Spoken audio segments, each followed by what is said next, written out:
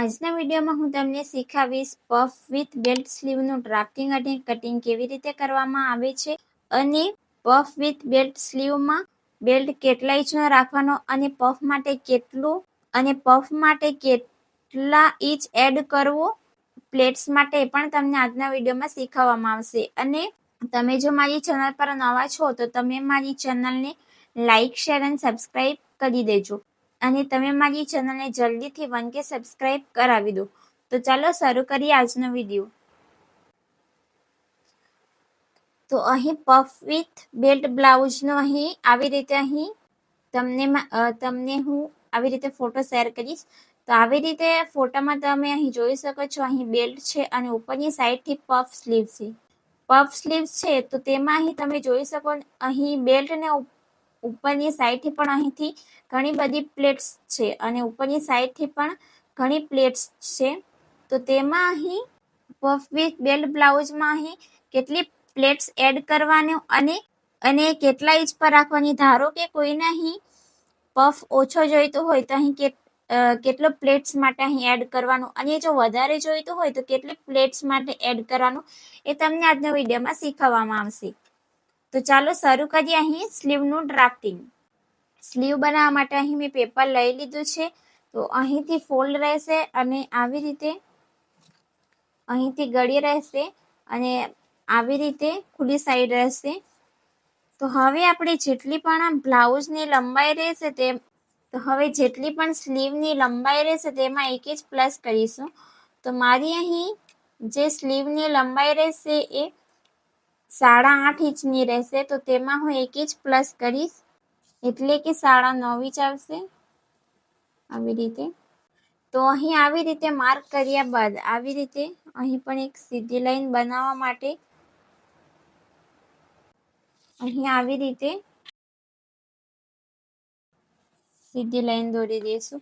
હવે અહીં સાઈઝના પ્રમાણે અહીં સ્લીવ ફોર્મામાં અહીં સાઈઝના પ્રમાણે સ્લીવનો અહીં શેપ આપવા માટે અહીં સાઈઝના પ્રમાણે અહીં એડ કરવું પડશે. અહીં જો તમારી અહીં સાઈઝના પ્રમાણે જો તમારી અહીં સાઈઝ 30 થી વધારે હોય તો તમારે અહીં 0.25 ઇંચ જેટલું અહીંથી પ્લસ કરવાનું રહેશે અને જો 40 ઇંચ સુધી હોય 40 થી 45 તો તમારે અહીં 0.75 ઇંચ લેવાનું છે અને 45 થી પ્લસ હોય તો તમારે અહીં 1 ઇંચ એડ કરવાનું રહેશે.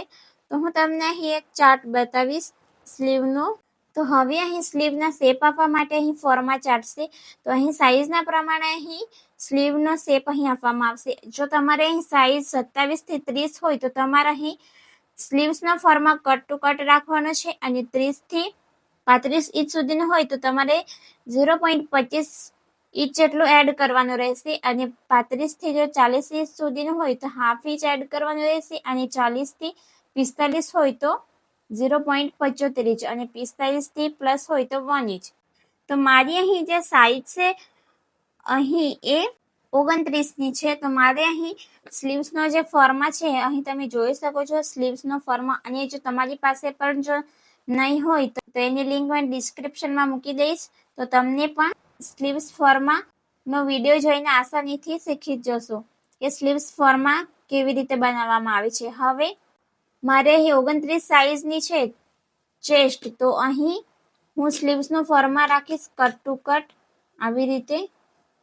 અને જો તમારે અહીં 30 થી ઉપર હોય તો આવી રીતે 0.25 ઇંચ અને હાફ ઇંચ હોય તો હાફ ઇંચ આવી રીતે અહીંથી એડ કરવાનું રહેશે. પછી અહીં આવી રીતે સ્લીવ્સના અહીં શેપ આપવામાં આવશે. પણ હું અહીં કટ ટુ કટ રાખીશ. તો આવી રીતે કટ ટુ કટ રાખી દેવાનો છે અને પછી અહીં શેપ આપવાનો છે. તો હવે અહીં આ બેક સાઈડનો અહીં શેપ આપી દીધો છે. તો હવે ફ્રન્ટ સાઈડનો આપીશું.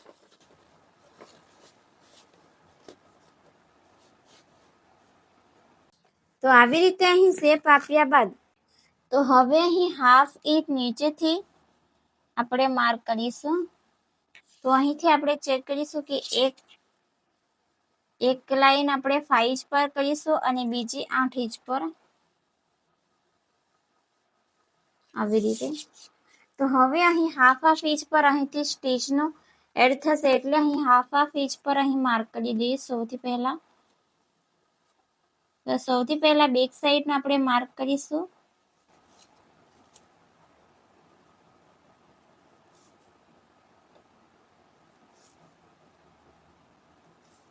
તો આ બેક સાઈડનું થઈ ગયું. હવે આપણે 1/2 ઇંચ અહીંથી ફ્રન્ટ સાઈડનું માર્ક કરીશું.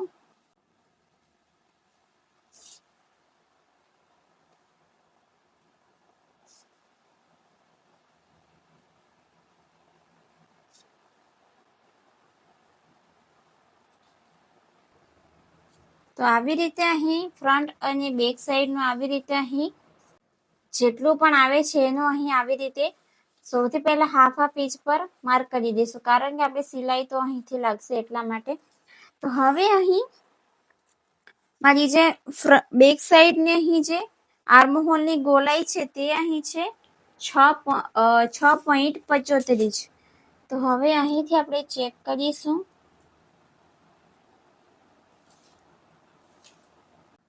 6.75 ઇંચ તો અહીં આવશે. સોરી, મારી અહીં જે ફ્રન્ટ સાઈડની જે ગોલાઈ છે તે અહીં છે 8 ઇંચ. તો 8 ઇંચ, સોરી, જે બેક સાઈડની જે ગોલાઈ છે એ 8 ઇંચ છે. તો અહીં આવી રીતે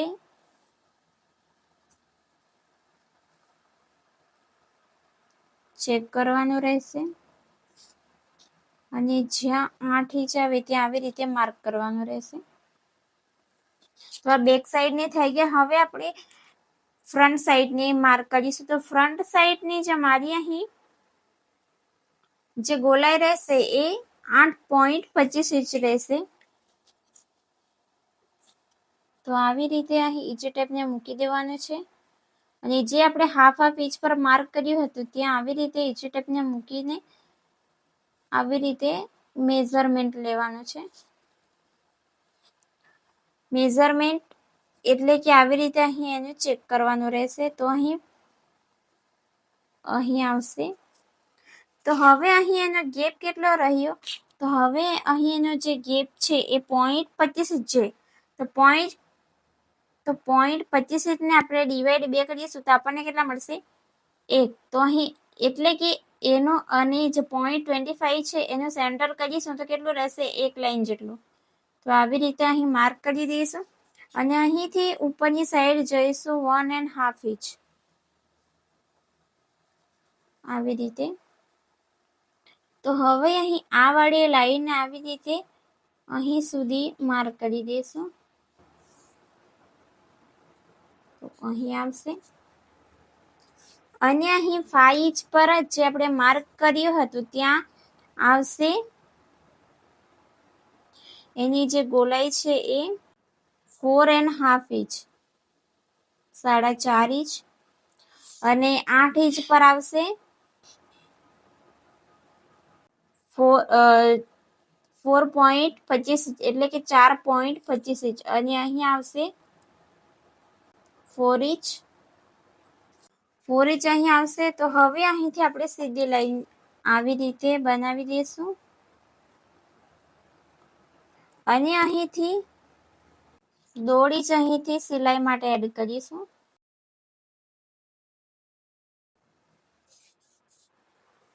તો હવે અહીં આટલું કમ્પ્લીટ થઈ ગયા બાદ સ્લીવ્સનો જે ફોર્મા છે એ અહીં રેડી થઈ ગયો છે. તો હવે અહીંથી જેટલી અહીં આપણે પફ કેટલા ઇંચનો લેશું? તો જેટલી પણ અહીં લેન્થ રહેશે તેનું અહીં આપણે મિડલ લેશું. તો હવે અહીં જે અહીં મારી લેન્થ છે તે અહીં 9.5 ઇંચની છે. તો તેનું આપણે અહીં મિડલ લેશું. જ્યાં મિડલ આવે ત્યાં આવી રીતે માર્ક કરીશું. તમે એને સેન્ટર પર કહી શકો છો. જો તમને આટલો વધારે બેલ્ટ જોઈતો હોય તો આટલો પફનો આવશે અને આટલો બેલ્ટનો આવશે. પણ તમને જો એના કરતા નાનો બેલ્ટ જોઈતો હોય તો તમારે શું કરવાનું છે? જે આપણે સેન્ટર લીધું છે એનું ફરીથી સેન્ટર લેવાનું છે. જો તમને અહીં નાનો બેલ્ટ જોઈતો હોય તો આવી રીતે અહીં લેન્થનું ફરીથી સેન્ટરથી સેન્ટર સુધીનું આવી રીતે સેન્ટર લઈશું. તો ધારો કે મને અહીં બેલ્ટ જોઈએ છે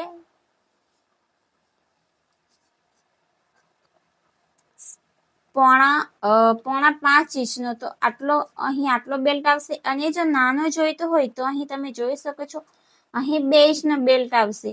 તો 2 ઇંચને આપણે અહીંથી હાફ ઇંચનું સિલાઈમાં જશે અને હાફ ઇંચનો અહીંથી સિલાઈમાં જશે, એટલે આપણે કેટલું માર્ક કરવાનું? 3 ઇંચ. એ બેલ્ટ કટિંગ કર્યા પછી આપણે એક્સ્ટ્રા એડ કરવાનું રહેશે. અને જો તમને અહીંથી જો મોટો બેલ્ટ જોઈતો હોય તો તમે અહીં રાખી શકો છો 3.75 ઇંચ. 3.75 ઇંચ પણ રાખી શકો છો. તો મેં અહીં જે બેલ્ટ ડિસાઈડ કર્યો છે તે અહીં મેં બેલ્ટ ડિસાઈડ કર્યો છે પોણા 4 ઇંચનો. પોણા 4 ઇંચનો એટલે કે અહીં આવશે અને હાફ ઇંચ સિલાઈ માટે જશે, તો એ અલગથી એડ આપણે કરીશું.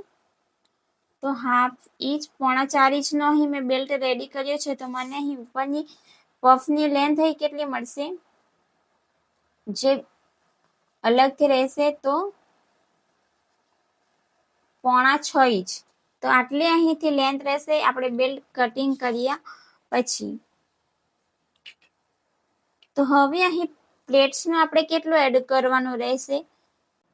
તો હવે આપણે જે અહીં મેં માર્ક કર્યું છે 3.75 ઇંચ, ત્યાંથી આવી રીતે સીધી લાઈન દોરી દઈશું આવી રીતે. તો અહીં આટલું બેલ્ટનું કમ્પ્લીટ થઈ ગયું અને ઉપરની સાઈડથી આ પફ માટે માર્ક કરીશું. તો હવે આપણે અહીંથી આ કટિંગ કરીશું અને અહીં સિલાઈનું અહીં એડ કરવું પડશે હાફ ઇંચ, અહીં પણ અને ઉપરની સાઈડ અહીં પણ અને અહીં પણ. તો હવે એની આપણે અહીં કટિંગ કરીશું. તો હવે આપણે અહીં એનું કટિંગ કરીશું. તો કટિંગ તો આપણે અહીંથી જ કરીશું કારણ કે આપણે સિલાઈ લાગ્યા બાદ સિલાઈ તો અહીંથી લાગશે એટલા માટે.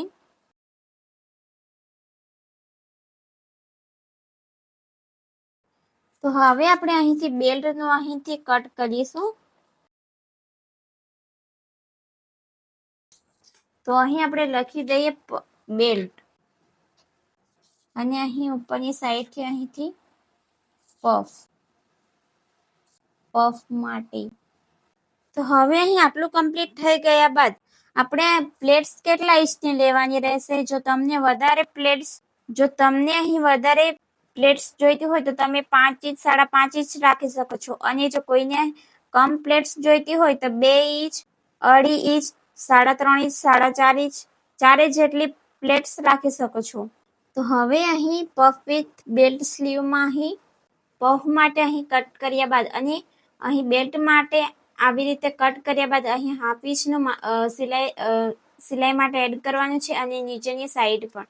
તો હવે અહીં આપણે પફ માટે અહીં કેટલું એડ કરીશું એ જોઈશું. અને જો તમને અહીં વધારે પફ જોઈતો હોય તો તમે 5 ઇંચ 5.5 ઇંચ રાખી શકો છો અને ઉપરની સાઈડ 1.25 ઇંચ અને દોડી જ જઈ શકો છો. તો હવે આપણે આવી રીતે બીજું પેપર લઈ લેવાનું છે અને અહીં પ્લેટ્સ માટે અહીં મેં એડ કર્યું છે 5 ઇંચ. જો તમને વધારે જોઈતી હોય તો તમે 5 ઇંચથી 4 ઇંચ 5 ઇંચ 5.5 ઇંચ રાખી શકો છો અને ઉપરની સાઈડ 1 ઇંચ અને ઉપરની સાઈડ 1 ઇંચ 1.5 ઇંચ રાખી શકો છો. અને તમને જો અહીં ઓછી પ્લેટ્સ જોઈતી હોય તો તમે અહીં ઉપરની સાઈડથી રાખી શકો છો 1.5 ઇંચ 2 ઇંચ અને નીચેની સાઈડ એટલે કે અહીં સાઈડમાં રાખી શકો છો 2.5 ઇંચથી 3 ઇંચ સુધી. તો મને અહીં વધારે પ્લેટ્સ જોઈએ છે એટલે મેં અહીંથી 5 ઇંચ એડ કર્યું છે અને ઉપરની સાઈડથી 1.25 ઇંચ. તો હવે અહીં જે સ્લીવ્સનો ફોર્મા છે તેને આપણે આવી રીતે મૂકી દેવાનું છે અને અહીંથી સૌથી પહેલા સીધી લાઈન દોરી દેવાની છે. આવી રીતે સીધી લાઈન દોર્યા બાદ અહીંથી આપણે આવી રીતે સીધી લાઈન દોરી દઈશું ફોર્મા મૂકીને અને ત્યાંથી આપણે માર્ક કરીશું કે આપણને કેટલી પ્લેટ્સ જોઈએ છે. જો 5 ઇંચ જોઈતી હોય તો અહીંથી 5 ઇંચ પર માર્ક કરવાનું છે અને ઉપરની સાઈડથી 1.25 ઇંચ. તો હવે પછી આવી રીતે જે સ્લીવ્સનો ફોર્મા છે તેને આવી રીતે મૂકી દેવાનો છે અને અહીં સેન્ટર લેવાનું છે. તો અહીં મેં જે બેક સાઈડનો પાર્ટ છે તે મેં કટ કરી દીધેલો છે અને અહીં સેન્ટર લેવાનું છે. તો સેન્ટર કેવી રીતે લેવાનું છે? તો અહીંથી આવી રીતે અહીં સુધીનું સેન્ટર લેવાનું છે. જે આપણી સિલાઈ ફિટિંગ વાળી લાઈન રહેશે ત્યાં સુધી સેન્ટર લેવાનું છે.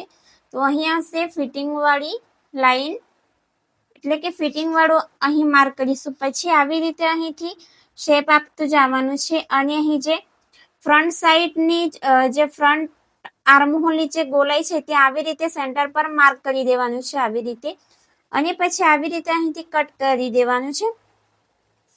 તો હવે અહીં કટ કર્યા બાદ બેલ્ટમાં પણ આપણે આવી રીતે માર્ક કરવાનું છે. બેલ્ટનું આપણે આવી રીતે ફોલ્ડ કરવાનું છે અને અહીંથી આપણે સેન્ટર લેવાનું છે જે ફિટિંગ વાળી લાઈન છે ત્યાં સુધી. તો અહીં જ અમારી ફિટિંગ વાળી લાઈન અને તેનું અહીં સેન્ટર લેવાનું છે. તો સેન્ટર મારું અહીં આવે છે અને સેન્ટરથી બહાર જવાનું છે હાફ ઇંચ અને એક ઇંચ જેટલું. તો મેં અહીં 1 ઇંચ પર માર્ક કર્યું છે આવી રીતે.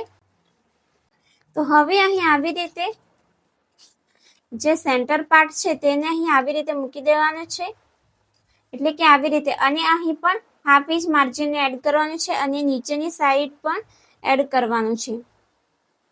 તો આવી રીતે અહીં માર્ક કર્યા બાદ અહીંથી અહીં સુધી પ્લેટ્સ આવશે. હું તમને ફોટોમાં પણ બતાવું છું.